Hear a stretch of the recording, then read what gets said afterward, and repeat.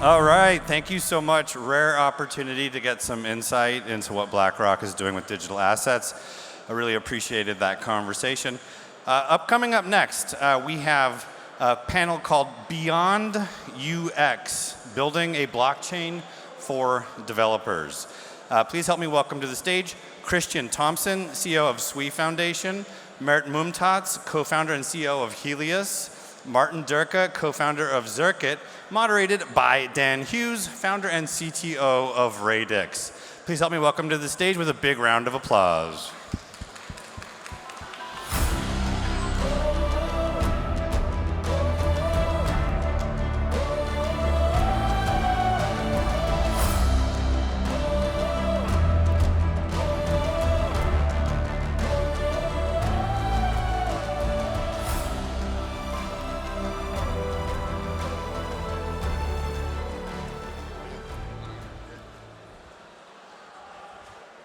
I think the trick is to not fall on those stairs. It's this close. It's a bit tricky, yes.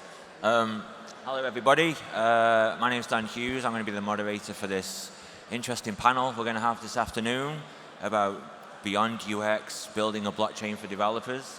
A very interesting concept, very interesting topic. You know, developers play an integral part of our ecosystem, and they very much bridge the gap between the protocol and the users. So without further ado, I'd like to welcome my esteemed panelists. I've got some questions here. I hope they're adequate for everybody. So we'll kick off with the first one, if everybody. Okay, so let's go.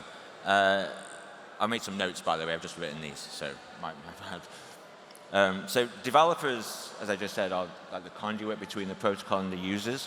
What are some consequences of the developer experience maybe being subpar, and what effect can that have on the users and also the protocol and the ecosystem? I mean, you know, the very clear consequence of having subpar developer experience is that nobody is going to be building on your chain, you know? I mean, throughout the career, I have seen actually both sides of the spectrum. I've seen developers developing on obscure technologies because, you know, some of them actually perceive it as a challenge. If the right level of incentive is in there, they find, you know, sufficient ecosystem. It's actually like not such a big deal for them to learn obscure technologies and work with them. But at the same time, like if they can choose between exactly the same ecosystem here and over here, the experience for developing is better. They can get it done faster and, you know, appease the users in a better way. They're going to choose here, right? So the question is, the developer experience being bad, what would be the downstream consequences for a blockchain? Yeah, exactly.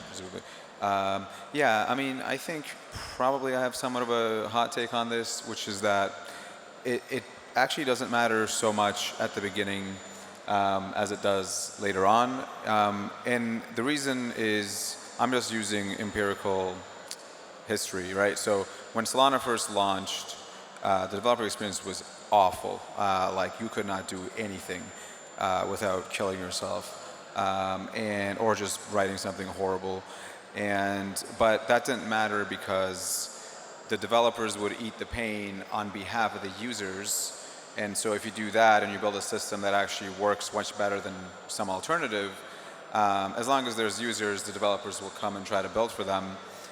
So, but obviously if you don't optimize for that at some point, hopefully some point soon, then the people, the developers that are building will obviously, they won't stay. They'll start hating you, and then you'll just kneecap your growth, right? So it is important, but I think, and like it's ironic because I run a developer platform company, but I don't think it matters as much as people think at the very beginning. It's sort of like PMF, where it's like you can usually get away with launching the first version of your product to be not great as long as there's a really good market. And then you can keep iterating after that, but you don't need to over-optimize right at first. Great answer, thank you. Yeah, I mean, I think it gets more expensive over time, right? If you choose wrong at the front end, it probably doesn't matter to this point. I think if it starts to matter as you get product market fit, though. right? And if you're sort of, I call it sort of skating to the puck. It's important to not just follow the puck around, but it's really important to understand where it is you're going in your product cycle and what you're developing, and making sure that whatever you're building on is capable of supporting that thing. So. Okay, I want to touch a little bit on what you said, Mert, right? So I've been around in this industry since 2012, and back then building on Bitcoin was really terrible. And I think we can all agree, over the past few years, the general developer experience across the industry as a whole has improved significantly. And I think it's a good point that you made about, Solana. The initial developer experience there was very hard and awful, I think your term was, which every chain is going to go through that as they've built a new stack, and then they're drawing in developers. But would you agree that generally overall across the industry, that experience is getting better? And what do you think have been some really good improvements in the developer experience overall, and what do you think is still lacking, maybe even critically, in the space? So the developer experience is definitely improving. I belong to the Ethereum ecosystem. I have been developing on Ethereum since about 2017. And when you sort of think about teleporting back in time to 2017, it's almost so different that it's uncomparable. In 2017, we were in the era of ICOs, right? So everybody was developing the simple smart contracts, the simplest possible smart contracts that exist these days, and those were tokens. And it took ages. Sometimes it took weeks, And it was because when you were developing your smart contract, if something that you were testing failed, you literally got back this transaction has failed, and you didn't know why, and you didn't have debuggers. The only thing that you were able to do was obtain a trace and then actually go through the opcodes to even decipher why your thing failed. Right now we have frameworks. You have Foundry, you have Hardhat, you have logging, you can print to console, you have various systems for front-end scaffoldings, you have libraries like VM. We literally back then were learning what we need in the first place. I think that over the time, the industry actually realized what the developers need in the first place, and they were able to build it and patch the holes. You have networks, that you can use to fork mainnet right now and actually deploy your protocol during the development over there. You can test with real data. There are so many tools that literally were not available, and I think this is a great step forward that is removing a huge barrier for the developers. What is perhaps still causing some friction here is, in my opinion, the learning curve of the blockchain itself. When you take a developer who is natively Web 2 and say, hey, just go and develop an application over there might not, and I will guarantee to you that many of them will not be used to the fact that there exists something like a wallet, that they will not see something like a private key and so on. They will need to learn, and that takes a little bit of time. Whatever we can do to simplify it is actually going to be very, very valuable. And I would like to agree here with Mert, because the developers are taking on that task of deciphering this complexity for the users, right? So the better and easier we can make it for them, the better. In terms of how developer experience has gotten better, I would say the biggest thing has been this new technology, ChatGPT. I would say that's certainly gotten it much easier to get started and vibe code whatever you want. And I mean, there's a new one. I mean, obviously there's Cursor, which is the code editor, but there's also things like Codex by ChatGPT, where you can basically ask it to spin up a PR for any trivial, smallish piece of task that you would ask a junior intern. So if you're a junior intern, by the way, I would be really trying to stand out some other way, because I think those things are coming pretty fast. And then on the flip side, though, what that does is it probably starts making crypto a bit more vulnerable, right? Because if you now have a bunch of people generating code that they don't quite understand, and you're moving millions of dollars around, that's a very attractive proposition for certain actors to actually hack those protocols and whatnot. So I think that's probably that's like an underexplored and unsexy part of crypto and developer experience, but security I think is still needs to be improved quite a bit. Like supply chain attacks, all this, even with like just node modules on the front end for some of these things. And there's like different architectures or like VMs you can throw at this, right? Like everybody probably knows the EVM, where, for example, to spin up a new token, you would have to write a new contract, and then it follows like the interface model. On Solana, that's different, for example, where there's one giant token program where it's like, audited to death, and it's enshrined with the protocol. And so you don't have to write a new contract for spinning new tokens, which is like a big part of the reason why more tokens took off on Solana in the past cycle. But then you have like other interesting models like Move, for example, which it feels like it was more purpose-built for blockchains as opposed to like Solana, which is like low-level embedded systems. So, there's a lot of room for experimentation, but I would say like if there's one field today that's like ripe for like business in terms of developer experience, it's probably security. Can I quickly react? There used to be this joke in the software developer circles that the difference between a university-educated software developer and a software developer is that the university-educated one understands what they are copying from Stack Overflow. And so, I think that this joke is sort of, still here and prevails just a little bit differently. Your engineers who really have the software engineering experience, they do not, become 10x, they become 100x. But the ones who are actually, maybe a little bit lower than the bar, they become dangerous. They literally become dangerous because the AI, it allows them to code seemingly functional applications and products, but because they do not understand what kind of an error the AI currently introduced for critical applications such as the ones that we develop on blockchain, they unfortunately do become dangerous. Yeah, I would echo a bunch of that. For us anyways, a bunch of it is like building the whole tool set. It's about building a full developer stack and giving them, putting them in a position that it's just easy to adopt, because there's wide range of developers from real beginners to like full core, and we find that like having these disparate pieces really have natural interoperability between them, and the ability to build across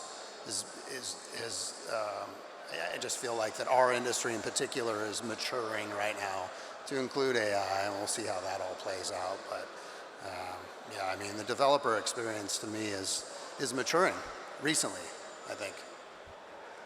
See, the sign of a great panel is when they lead you very nicely into your next question. So of course, ChatGPT AI is a great point, right? That definitely lowers the bar, not just for crypto developers, but across the entire spectrum, Web 2, Web 3. But I think the Web 2's developer experience is such that with a few hours of learning, download some tools, I've got a LAMP stack that I can deploy, and within a day or two, even if I'm a real novice, I can get a basic application up and running. But given that these are networks of value and there is an inherent complexity to how they operate, do you ever think that we as Web3 will get to that convenience where even real novices can take a day or two and be able to confidently build applications that, maybe they're not mega polished and stuff, but they serve the purpose and they enable them to try out some business ideas and things like that? Or do you think there will always be this level of friction where there needs to be a level of expertise? Yeah, I think the novices have to be able to build in it in a meaningful way. You think of something like WordPress and Web 2, right? That unlocked a whole new set of entrepreneurs to be able to start something. So it's really remedial, but at the end of the day, it was very meaningful inside of Web 2. And from like a Facebook perspective, when we were there, right? it gets a whole new set of people interested in it. And I think the easier that you can make it, certainly the better. I mean, you don't have to, it's not rocket, it shouldn't be rocket science, right? If it is, then you're going to always talk to a small segment of people. Yeah, I mean, certainly agree with that. I think it'll be very easy. I mean, like, the whole value prop, or at least one of the main ones, is barriers to entry with crypto are lower than the existing financial system, where you have to, ask the CEO of some fintech for the API key so you can send money to like Australia. The whole thing doesn't work without increased competition and increased access. And so for that to happen, there needs to be composable applications. And like, yeah, I think like it is a good point that you're moving around value, which perhaps requires careful thought. But that, like, I think the foot guns and like the mistakes that you can make, for example, those are things that something with some opinionation and frameworks, those are the kinds of things that you can build around. I mean, like, I'll give you another example on Solana, since that's the only ecosystem I know. It's like there's a giant token program where it's been audited and like all the foot guns have been, or I don't want to say all in case something happens, but most of them that I'm aware of have been solved for and abstracted, such that you just, if you're just, it doesn't matter if you're a kid in, or if you're a student in New York or like a kid in Bangladesh, you can just open up a JavaScript, code editor, and then write like a few lines of code, invoke some program, and just transfer money at the speed of light. And so I think we're actually already there, to be honest. I think probably the confusion comes from sometimes like thinking that you need to write smart contracts. And like a lot of use cases do require new smart contracts, but a lot of them can also just be done by composing existing smart contracts that have already been battle tested. That's what I would like to agree with as well. I think that the most important thing for a new developer, regardless whether they are developing smart contracts or front ends, are samples of existing world, right? In software engineering, the very first thing that every single textbook teaches you when learning new programming language is a program called Hello World. How to say hello to somebody, right? So we need some basic amount of samples, the simple use cases for blockchain that is usually a token. And from then on, you just need the more complicated samples, and you need good templates and libraries. For example, on Ethereum, Open Zeppelin has been doing fantastic job for ages. You will literally take, I would say 80% of every single blockchain application, and it's just like by composing that framework together with, various features that they have developed and templated over the time. And it's audited, it's secure, and so on, right? So I agree that we are actually mostly there. I don't think that it takes longer than roughly one day to penetrate any ecosystem in blockchain. You will end up with your functional applications, especially if you use some AI tools to support yourself and so on. And I mean, I think that I even have a justification for it. Like, we sponsor a whole bunch of hackathons, right? So I go around, I judge applications that the hackers develop over the scope of a weekend, so they start on Friday, they submit by Sunday morning, and there is a huge difference between the quality and the level to which these applications are finished and functional that was being presented, let's say 3-4 years ago, and that you receive now. Right now, you almost, are looking at the system, it's like, okay, so what's the problem? Why is this not production ready? It's actually looking pretty good. So. Yeah, I think there's the whole topic of maturity and being composable, right? Like any chain is going to have that growth period where it's got to build the library of components, right? Like, your kind of hardcore developers have got to build those first, in the way that with JavaScript and all the Web 2 stuff, there's all this plethora of libraries and different things you just bolt together.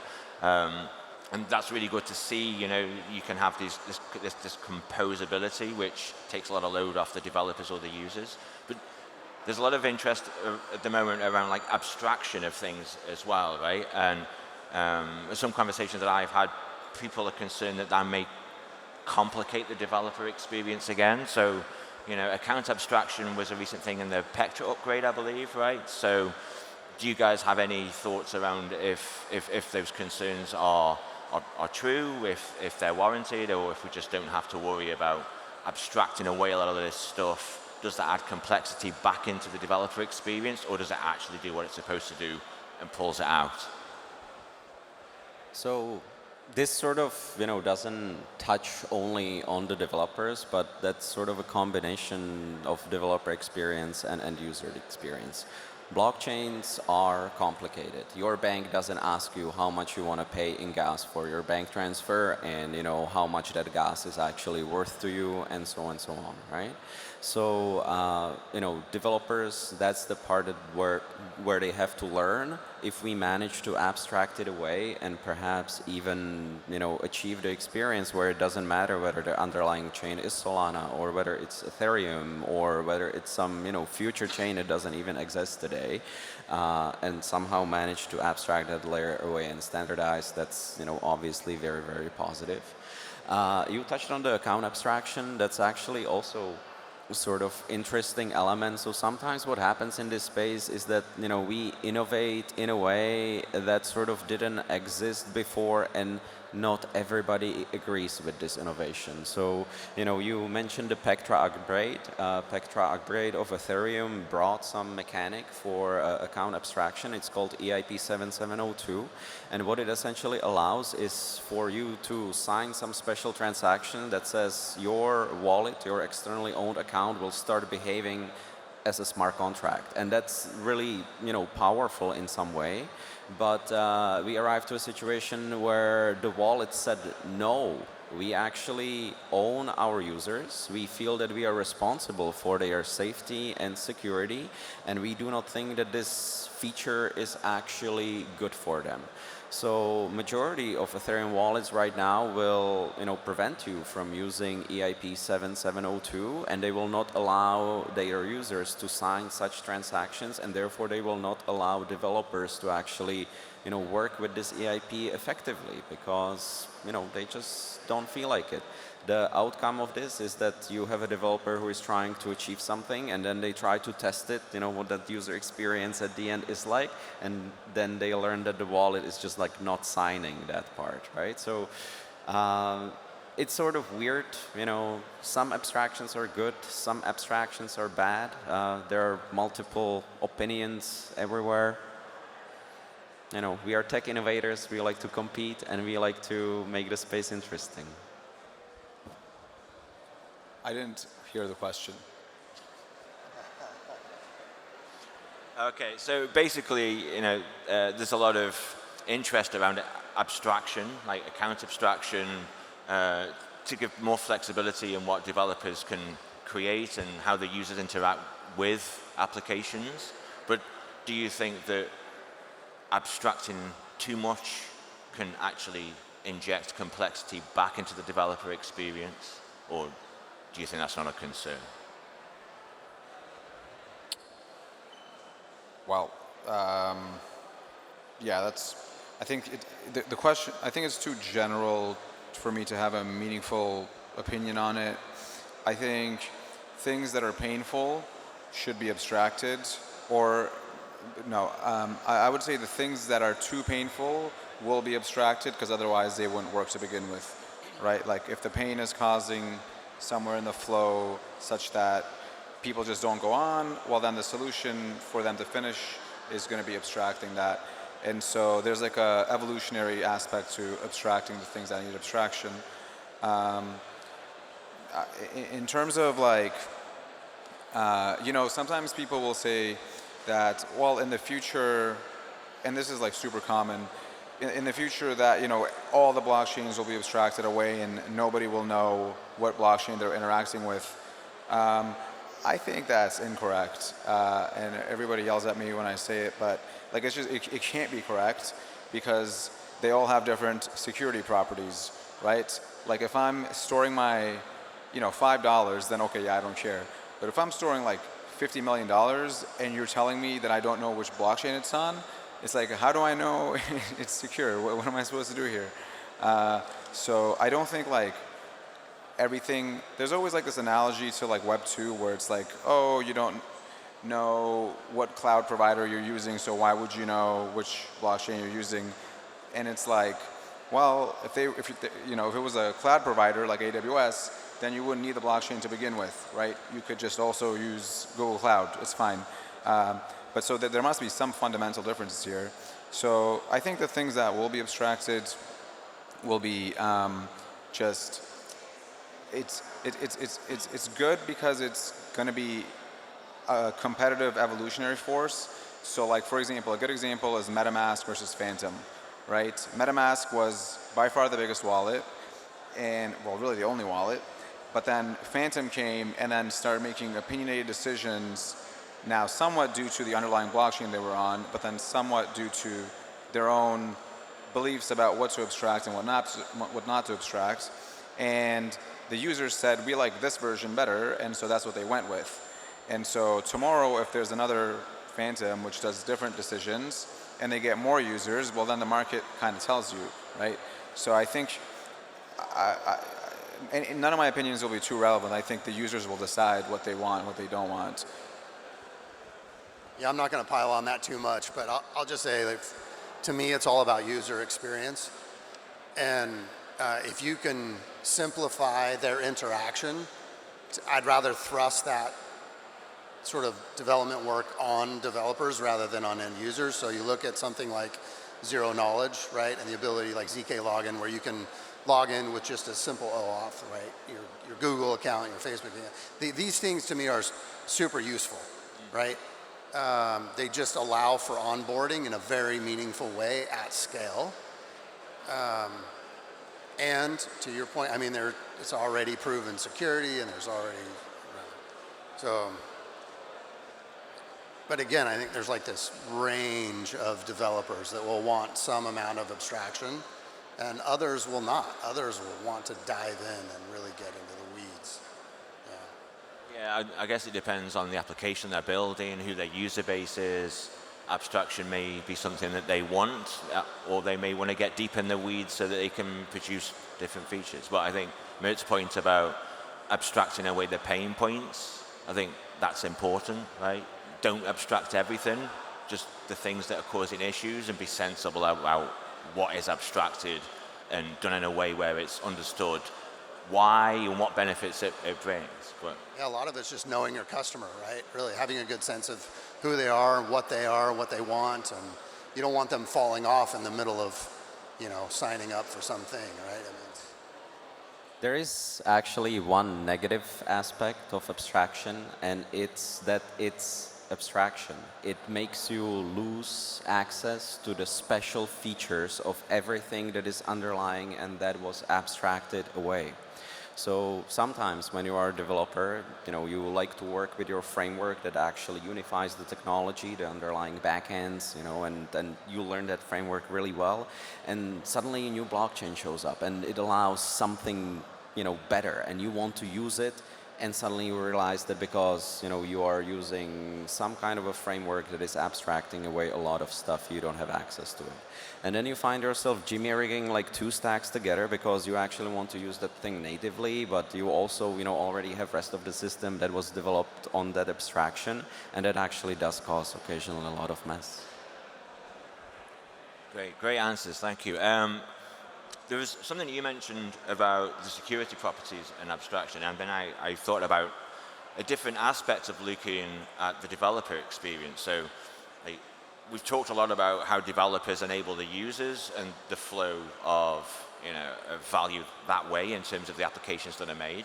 But if the protocol is, there's a developer that wants to build a particular application but is not able to because maybe the block finality times are too long or the block rate is too slow and so it's not responsive.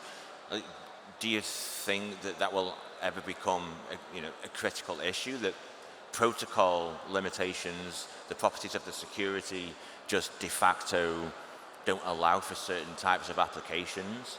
I don't personally think we're there yet, but I'm just curious if any of you guys think that at some point in the future maybe an entire class of application just isn't possible even though the user base is there for it, and if that's the case, what do we do about it?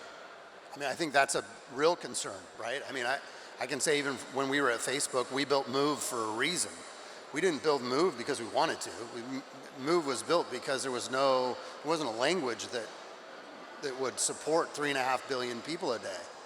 And so, I think that is a reality for Web3 in particular, is that if it grows at the same sort of scale that Web2 is at, I mean, you run into real problems with scalability with a lot of infrastructure. I mean, you've seen things fall over for like traffic just even around meme coins. Right? I mean,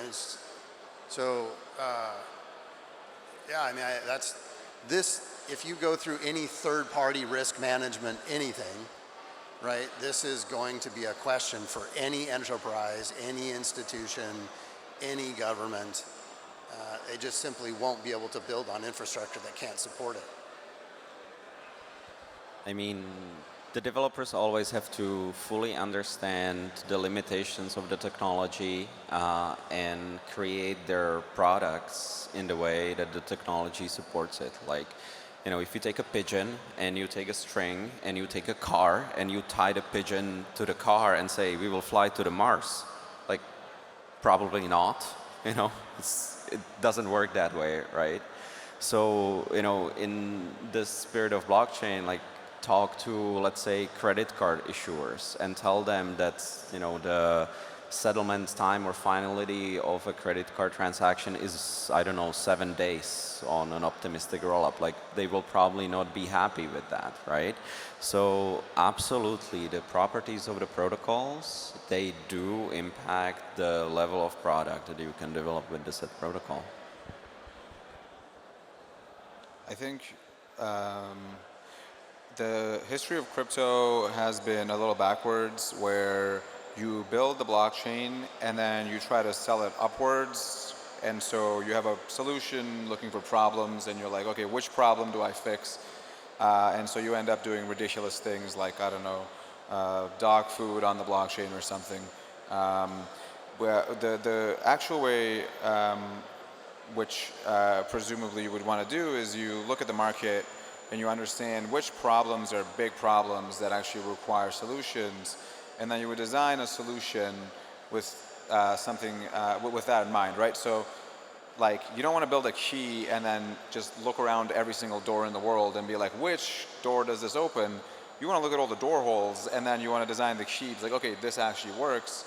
And I think that's really the key, and because, like, you don't want to let the blockchain do absolutely everything, because if it can do literally everything, then really it can do nothing, because like you don't have any strong opinions, so you don't really have any glaring strengths or weaknesses maybe. But and so, like, for example, if you think that the problem is, and you're seeing this recently, like, it's just in the past 2 weeks, there's been like 4 blockchains, I think, that are like purpose-built blockchains for stable coins, right? Like Tether is literally sponsoring transfers, and then it's like purpose-built for stablecoin transfers only. You can build, like Avalanche was doing a lot of work in Sui as well around like gaming, right? So I think you need to work backwards from the customer and then see if this works. And so, like, the limitations are only, I think, a big factor if you're like, for example, you start on Ethereum, or let's say Bitcoin to be more extreme, and you're like, okay, I'm going to build a central limit order book, but my protocol doesn't allow for it. It's like, yeah, that's because it's not designed for that at all. So I think it's super important as a developer that you look at the solution or the problem you're solving and then always working backwards, as opposed to like, oh, I put this on my pitch deck and I saw, Paul Graham talk about it on his essays, and so I'm going to now try to build a company around it. It's just always like, what problem am I solving? Cool. Okay, I think we've got a few minutes left, so I've got one more question, and then we'll take some final thoughts from you guys. So, final question is, every chain out there is obviously trying to capture as much talent as it can, and obviously the developer experience plays a big part of that. But there are some other factors too, of course, right? Like the ecosystem, how big is the ecosystem? What is the value capture like? Are there any, like, if you are a developer, what are some of the top line criteria you think, aside from the developer experience itself, that will you gravitate to a particular chain versus another one? It is the ecosystem. It's whoever else is on the chain that you can integrate with, that you can interact with, and build useful products. Even the developer experience, like, is almost insignificant compared to that. Is the question like, what are the criteria for why an ecosystem might be more attractive for developers? Yeah, so I suppose, let me reframe it slightly. So there is a chain that has the best developer experience, right? It can do everything it needs to do. It's easy to build on. It's efficient. It's intuitive. It is the best in class across the entire space. But given that, what other things might entice me away from that chain to somewhere else? And I believe the ecosystem is definitely probably the deciding factor. But are there any other things that we should consider, maybe education or grants programs and things like that? Sure, yeah. I think they're basically blockchains are like cities where everybody has a different city idea that they like. For example, if you really like nature, you probably don't want to go to Dubai. If you really like finance, New York, Chicago might be interesting. But like if you want to be by the water, you don't want to be in Milwaukee, maybe you want to go to LA. I don't know the European equivalents. So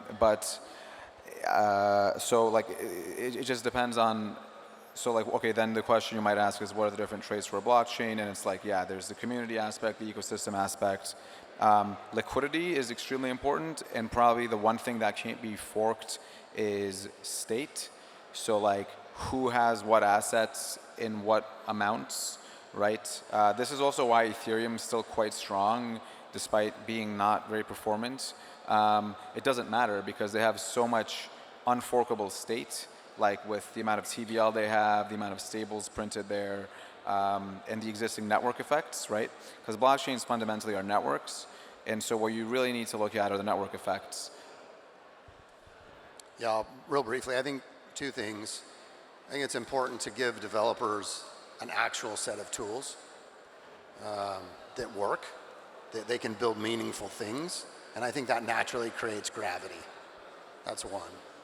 I think the ecosystem is definitely part of it. The other piece of it, though, is the ability to support things that are important to them, like artificial intelligence, right? Can you support that in a meaningful way as like a coordination layer? Can you do storage? Can you do access control? Can you, validate off-chain activities on-chain? I mean, these are some sort of core tenets that I think, any business leader will want.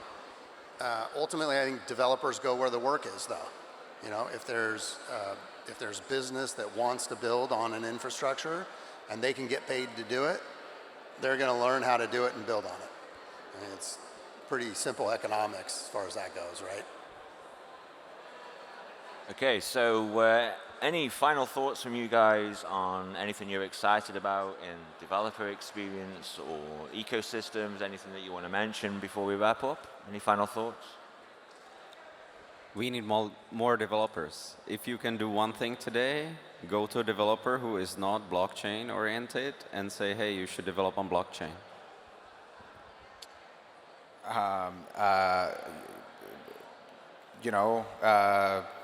You can just do things. Just go do them. Go on ChatGPT and be like, help me vibe code this DeFi app, but make sure I don't get hacked. And then just go from there. You can just try things. I mean, we're excited about where things are going for us, and of course, we also want more developers. I don't think anybody doesn't. I mean, that's not unique in Web3, but I'm confident that so many of us right now, it's so early in the infancy stage of Web3, that there's just so many opportunities for young developers to get into our business. And I'm confident that we'll get a big push or a big draw from Web 2 over a period of time. But it's going to be interesting. It's definitely going to be interesting to watch. And it's also exciting to just be part of something that's right out there on the bleeding edge of things, Excellent. So thank you very much, panelists. Audience, I hope that was informative. You learned something and you enjoyed the talk. Give them all a hand of applause. Thank you very much.